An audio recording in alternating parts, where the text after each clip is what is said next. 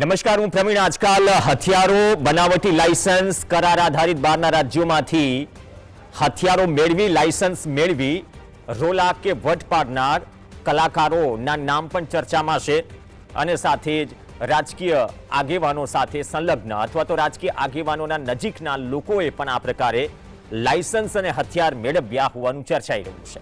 ATS તપાસ કરી રહી છે. 100 થી વધુ નામો છે. 40 જેટલી ધરપકડો થઈ છે અથવા અટકાયત થઈ છે, પૂછપરછ થઈ છે.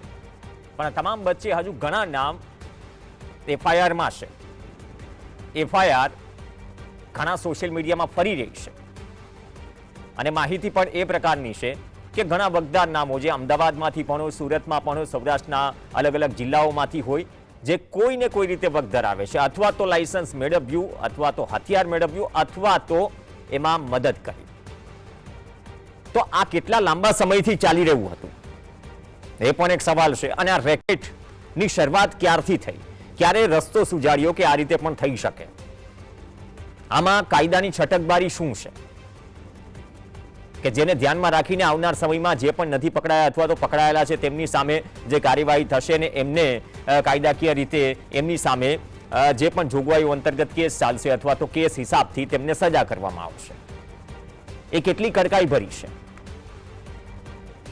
અહીંયા કોઈ શહેરમાં બેઠા બેઠા મણિપુર, નાગાલેન્ડ ના તમે ભાડુઆત થઈ જાઓ, કોઈ મકાનના ભાડા કરાર કરી દો અને એ કરાર પર તમે ઓલ ઇન્ડિયા પરમિટ એટલે કે બંદૂક ગનનું લાયસન્સ લઈ લો.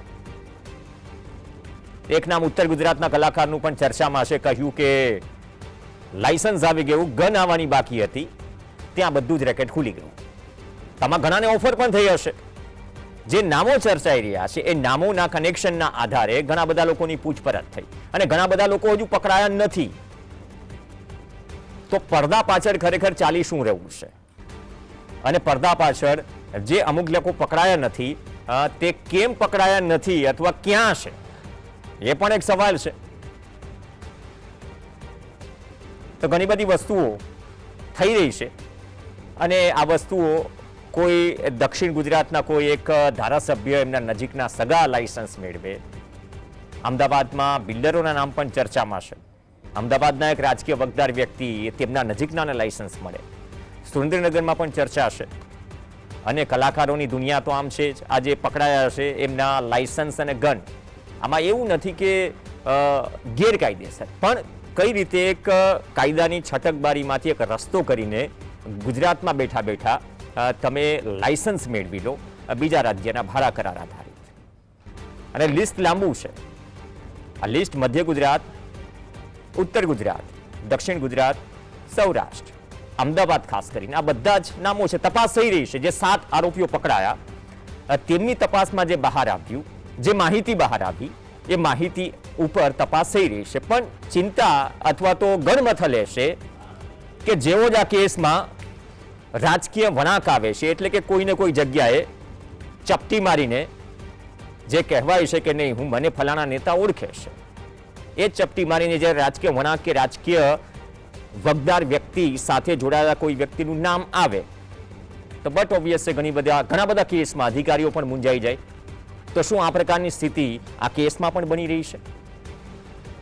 ઘણાને ઉત્સુકતા હશે કે આમાં કયા કયા નામો છે.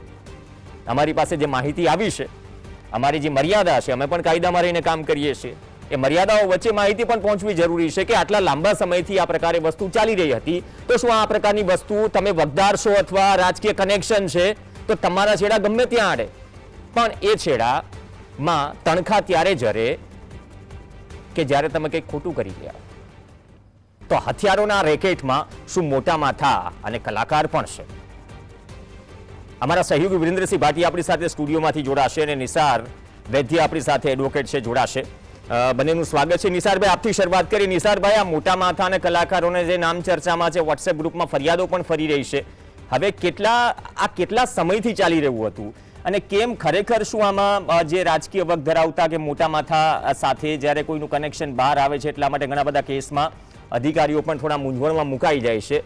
તો આ તાર ક્યાં ક્યાં સુધી પહોંચી રહ્યા છે અને કેટલું મોટું રેકેટ હોવાની શક્યતા છે સાહેબ?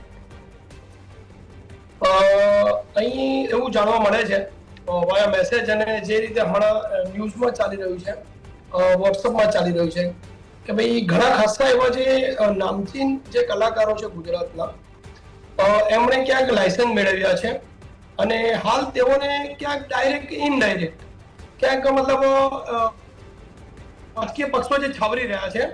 અને ત્યાં સુધીના એવા મેસેજ છે કે ઘણા જે રાજકીય વગ ધરાવતા અને જેમની પાસે નાગાલેન્ડથી આ વેપનના લાયસન્સ લીધા છે, એ લોકો પોતે સામે ચાલીને પોતાના લાયસન્સ અને જે એમની પાસે વેપન છે સરેન્ડર કરી રહ્યા છે. અને ક્યાંક ને ક્યાંક સરકારનો એમને સપોર્ટ છે. તો આપણે બિલકુલ વાતનો સમજ થાઉં છું કે શું કાયદો કોઈ રાજકીય પક્ષ કે કોઈ મોટા માથા હોય કે કલાકારો છે એમના માટે કાયદો નથી. તો જો કાયદો બધા જ માટે હોય તો કોઈ એવા વ્યક્તિ કે જેનું નામ છે, કાયદો આપણા ભારતમાં કોન્સ્ટિટ્યુશન સર્વોપરી છે, કાયદાથી ઉપર કશું જ નથી. એટલે કોઈનું કલાકાર હોવું એ ક્યાંય એક્સેપ્શન નથી. ક્યાંય કોઈ કાયદામાંથી બાકાત રાખતા નથી. કોઈ કલાકારોને, કોઈ રાજકીય વગ ધરાવતા વ્યક્તિઓને કે કોઈ આર્ટિસ્ટ હોવું કે કોઈ પણ હોતો હોવો, એ તમને ક્યાંય પણ કાયદામાંથી બહાર નીકળવાની કોઈ છટકબારી આપતું નથી. એટલે અહીંયા હમણાં છેલ્લા ઘણા મતલબ 2-4 દિવસથી એવું જાણવા મળી રહ્યું છે કે કેટલાક નામાંકિત કલાકારો છે જે ક્યાંક રાજકીય વગ ધરાવે છે, તો એ લોકોને એક્સેપ્ટ મતલબ લાયસન્સ એમના પાસે છે, જમા લઈ લેવામાં આવ્યા છે અને એમને બાદ કરી દેવામાં આવે છે. તો આ બિલકુલ કાયદા વિરુદ્ધની વાત છે. અને આમાંથી શું થાય, લોકોના અંદર કાયદાનો ડર ઓછો થઈ જશે આ રીતે. અને કાયદાનો ડર જો ઓછો થશે તો આપણા રાજ્યમાં, આપણા ભારતમાં અવ્યવસ્થા ખૂબ મોટી ઊભી થાય તેવી શક્યતા છે. અને આ જે લાયસન્સ લઈ લેવા અને પોતાના શોખ માટે ખાલી ને ખાલી રાખવા અને પછી જ્યારે રાજકીય વગ ધરાવીને એને જમા કરી દેવા, આ બિલકુલ ચલાવી લેવું ના જોઈએ. હું એનો સખત વખોડી કાઢું છું સાહેબ. એમને આ રસ્તો સુજાર્યો કોને હશે કે આ રીતે પણ થઈ શકે? આ રસ્તો સુજારે છે કોણ કે તમને આ રસ્તો સૂચવે છે કે આ રીતે પણ થઈ શકે, તમે ભાડા કરાર કરી દો, પછી એક સંપર્કમાં આવે કોઈ વગદારો તો એને ઓફર થાય? આ કેટલા લાંબા સમયથી ચાલી રહ્યું છે? જે રીતે એટીએસ ના શ્રી જોશી સાહેબ છે, એસપી છે, એમનો ઇન્ટરવ્યુ મેં સાંભળ્યું હતું. એટીએસ ની પ્રેસ કોન્ફરન્સ કરવામાં આવી હતી. એ પ્રેસ કોન્ફરન્સમાં એમનું એવું કહેવામાં આવે છે કે કેટલાક લોકો લિંક્ડ છે આની સાથે, વાયા કેટલાક એજન્ટો છે કે જે આ કામ કરી આપે છે. અને એના માટે અહીંથી કેટલાક હિત ધરાવતા કે ઇન્ટરેસ્ટિંગ લોકો કે જેઓ પોતાની પાસે પોતાના વટ બાળવા માટે હથિયાર રાખવા માંગે છે, એ લોકો અહીંથી ત્યાં નાગાલેન્ડ જઈને પોતે અપ્લાય કરીને ત્યાં રોકાઈ ભાડા કરાર કરી અને ત્યાંથી લાયસન્સ લઈ આવ્યા છે. એટલે ક્યાંક ને ક્યાંક અહીંયા આપણા ભારત દેશમાં મતલબ ક્યાંક લૂપ પોઈન્ટ હોઈ શકે કે ત્યાં જઈને ત્યાં રોકાઈને ભાડા કરાર કરી આવ્યા હોય. એવું એટીએસ નું કેવું છે કે કેટલાક લોકો ત્યાં ગયા છે અને ત્યાં જઈને ભાડા કરાર કર્યો છે, અને કેટલાક લોકોને એવું કેવું છે કે ગયા વગર ભાડા કરાર કર્યો છે. થોડો મતલબ એવિડન્સનો કે હવે લોકો શું પુરાવા રજૂ કરી શકે છે કોર્ટમાં, એના પર થોડો આપણે આધાર રાખીએ છીએ. નિસારભાઈ, આ જે એટીએસ દ્વારા જે તપાસ હાથ ધરવામાં આવી રહી છે, એસપી જે કક્ષાના અધિકારી છે તેમના દ્વારા પ્રેસ કોન્ફરન્સનું આયોજન કરવામાં આવતું હોય છે અને તેમના દ્વારા જે માહિતી પ્રસાર કરવામાં આવતી હોય છે, તે સમગ્ર ઘટનાની અંદર અધિકારીઓ દ્વારા કંઈક ચૂકતી સેવવામાં આવતી હોય અથવા તો નનૈયો ઠેલવવામાં આવતો હોય તેવું લાગી રહ્યું છે પ્રાથમિક રીતે તમને? હા, એવું ક્યાંક ને ક્યાંક એમની પ્રેસ કોન્ફરન્સ વખત અલગ વખત ક્યાંક ને ક્યાંક એવું લાગી રહ્યું છે કે જે આરોપી પકડાયા છે, જેને પકડી લેવામાં આવ્યા છે, કે જેને એરેસ્ટ કરી લેવામાં આવ્યા છે, તો પોલીસ ક્યાંક ને ક્યાંક, સરકાર આપણું ધ્યાન ક્યાંક ભટકાવવાની ટ્રાય કરી રહી છે કે જે લોકો પકડાય એ જ આપણને દેખાડવા માંગી રહ્યા છે કે અમે જે એક્શન લીધી, અમે જેને પકડ્યા છે તમે એને જ જુઓ. પણ જે લોકો નથી પકડાયા ને જે મોટા માથા છે, જે રાજકીય વગ ધરાવે છે, જે પોતે મોટા કલાકારો છે, એમને ક્યાંક ને ક્યાંક એ ઠાવરવામાં આવી રહ્યા તેવું ક્યાંક ને ક્યાંક એના પ્રેસ કોન્ફરન્સ જણાઈ આવે છે. તો એટલા માટે મારે આપના સવાલનો જવાબ પહેલા જ મેં આપ્યો કે અહીંયા ભારતમાં કોઈ પણ કલાકાર હોવું, કોઈ પક્ષના રાજકીય નેતા હોવું અથવા કોઈ હોદ્દો ધરાવવો, એ કાયદામાંથી તમને ક્યાંય એક્સેપ્શન નથી આપતા. કાયદો દરેક માટે સરખો જ છે. જો તમે કોઈ કાયદાનું ભંગ કરશો તો કાયદો કાયદાનું કામ કરશે, પોલીસ પોતાનું કામ કરશે, અને જો પોલીસ આવી કોઈ ચૂક કરે તો એ ક્યાંય સાખી લેવા ના આવે, એવું એક વકીલ તરીકે મારું નિવેદન છે. ઓકે વિરેન્દ્ર, એક મહત્વની વાત.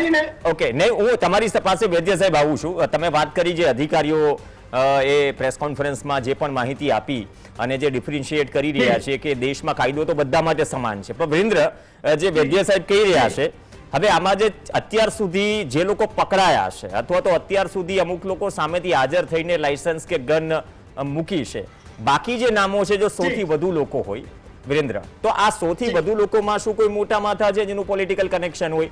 એવી પણ ચર્ચા છે કે જે કલાકારોનું નામ ચર્ચાઈ રહ્યું છે ને, એક કલાકાર જે છે, આવી ચર્ચા છે કે કલાકારને લાયસન્સ આવી ગયું હતું, હથિયાર નહોતું આવ્યું વિરેન્દ્ર.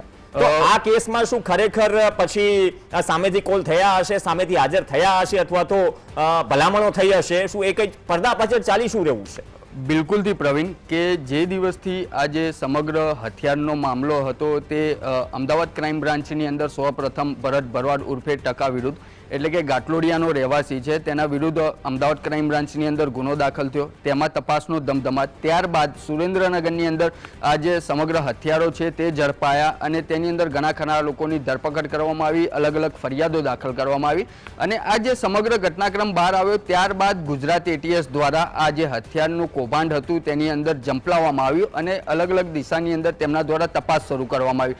આ જે સમગ્ર ઘટનાક્રમ હતો તેની અંદર વિશાલ પંડ્યા તેની પણ પૂછપરછના બાને તેને બોલાવવામાં આવ્યો, તેની તપાસનો દોર શરૂ કરવામાં આવ્યો અને ત્યારબાદ ગુનો દાખલ. વિશાલ પંડ્યા જે છે તે ખૂબ જ મોટો નામચીન કોલ સેન્ટર ચલાવનાર વ્યક્તિ છે ને તેના દ્વારા અનેક વખત આ જે કોલ સેન્ટરના કૌભાંડ સામે આવતા હોય છે તેમાં તેનું નામ સામે આવી ચૂકેલું છે. બીજી બાજુ જે આ સમગ્ર જે કલાકારોની વાત કરી રહ્યા છો, રાજકીય નેતાઓ સાથે જે સંકળાયેલા લોકો છે તેમની વાત કરી રહ્યો છે, તે તમામ લોકોની તો વાતો સામે આવી રહી છે. જે ઉત્તર ગુજરાતના કલાકારની તમે વાત કરી તે મુજબ તેમના દ્વારા જે લાયસન્સ છે તે તેમની પાસે આવી ગયું હતું, હથિયાર મેળવવાનું બાકી હતું, તે પણ વાતો હાલ પોલીસ બેડામાં ચર્ચાનો વિષય બની છે. તેની સાથે સાથે પ્રવીણ વાત કરવામાં આવે તો અમદાવાદ શહેરના ઘણા ખરા એવા બિલ્ડરો છે તે અને તેમના બિલ્ડર પુત્રો પણ આની અંદર સંડોવાયેલા છે, જે મોંઘાદાટ બંગલામાં રહેવાનું, મોંઘીદાટ કારોની અંદર ફરવાનું તેમજ મોંઘી તેમના દ્વારા વોચ પહેરવામાં આવતી હોય છે, તે લોકો પણ આની અંદર સંકળાયેલા છે. તે તમામ લોકો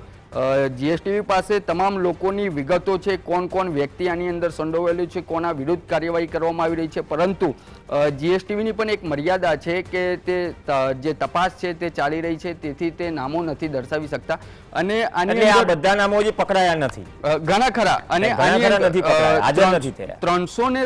307 એટલે કે મારામારી, હત્યાની કોશિશ હોય, અપહરણ હોય તેવા પણ ગુના દાખલ થયેલા લોકો છે, તેમને આ લાયસન્સ મેળવવામાં આવેલા છે. અમદાવાદના જ પૂર્વ વિસ્તારનો એક આરોપી છે, તેના દ્વારા આ લાયસન્સ મેળવવામાં આવ્યું છે, તેનું નામ પણ એજન્સી પાસે છે. એજન્સી દ્વારા તેની હજી સુધી ધરપકડ નથી કરવામાં આવી, તપાસો ચાલી રહી છે તેવું કહેવામાં આવી રહ્યું છે. બિલ્ડર પુત્રોના નામ સામે આવી રહ્યા છે, તે લોકોની તપાસ ચાલી રહી છે. તમામ વિગતો એજન્સી પાસે છે, તે લોકોની ક્યારે ધરપકડ કરવામાં આવે છે. રાજકીય નેતાઓની જે વાતો, રાજકીય નેતાઓ સાથે જે લોકો સંબંધ ધરાવે છે, ઘેરાવો ધરાવે છે, તે લોકોના પણ નામ સામે આવે છે. ક્યાંક ને ક્યાંક અનેક લોકો દ્વારા આ જે સમગ્ર ઘટના છે તેની અંદર છટકબારી શોધવાની કોશિશ કરવામાં આવી રહી છે. તેની બીજી બાજુ જો પ્રવીણ વાત કરવામાં આવે તો સમય વીતતો જાય છે, ઘણા ખરા જે લોકો બહાર છે, તો નિસાર વૈદ્ય પણ આપણી સાથે જોડાયેલા છે, તેમને પણ ખ્યાલ હશે કે જે આરોપીઓ હજી સુધી નથી પકડાયા તે લોકોને પણ જે કાયદાની જે છટકબારી હશે તેમાંથી છટકવાની કોશિશ કરશે, આગોતરા પણ લેવાની કોશિશ કરશે.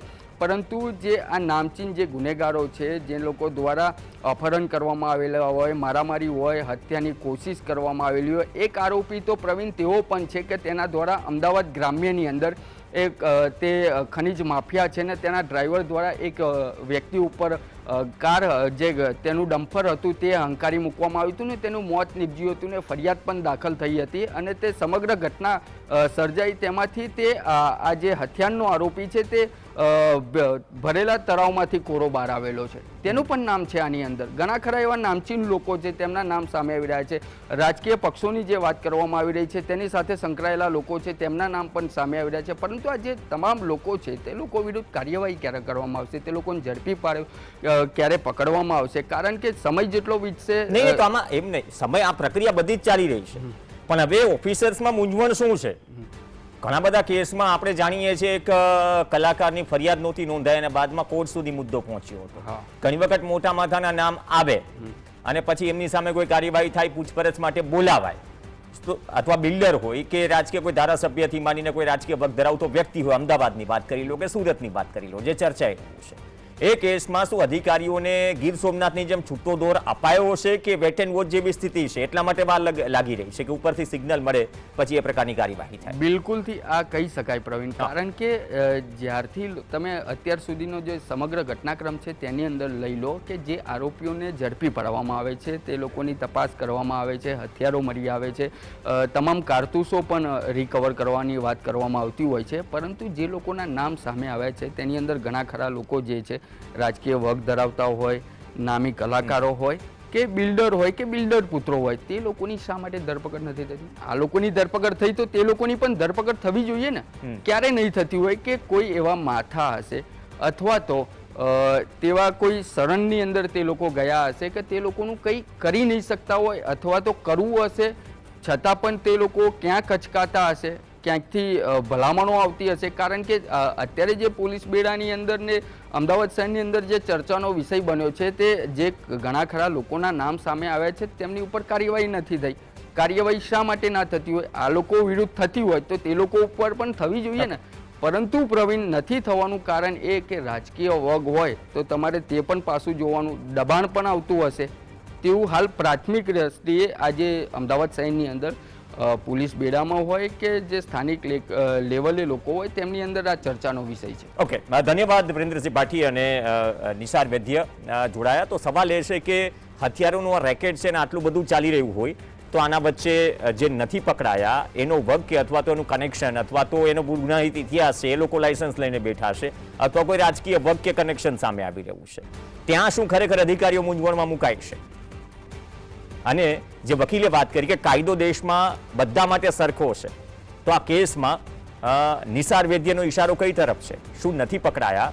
એમાં જે દિગ્ગજ નામો છે એ નામો બહાર આવશે. ઓફિશિયલી તો ઘણા નામો ફરતા થયા છે. જીએસટીવીમાં જ્યારે વિરેન્દ્રસિંહ પાટીએ કહ્યું કે અમારી પાસે નામ પણ છે પણ અમુક મર્યાદાઓ છે, પણ એ મર્યાદાઓ વચ્ચે જે મર્યાદાઓ તોડી રહ્યા છે એમની સામે આ રેકેટમાં શું કડકાઈથી પૂછપરછ અને જે થવાનું હશે થશે એ પણ એક સવાલ પૂછાઈ રહ્યો છે. અને જે કલાકારનું લાયસન્સ આવી ગયું, ગન આવવાની બાકી હતી, બધું જ બાદમાં ખુલી ગયું, શું એમને પણ પૂછપરછ માટે બોલાવ્યા છે અથવા તો બોલાવવામાં આવશે? એ પણ એક સવાલ છે. તો એક બ્રેક માટે રોકાઈશું. બ્રેક બાદ અન્ય સમાચાર.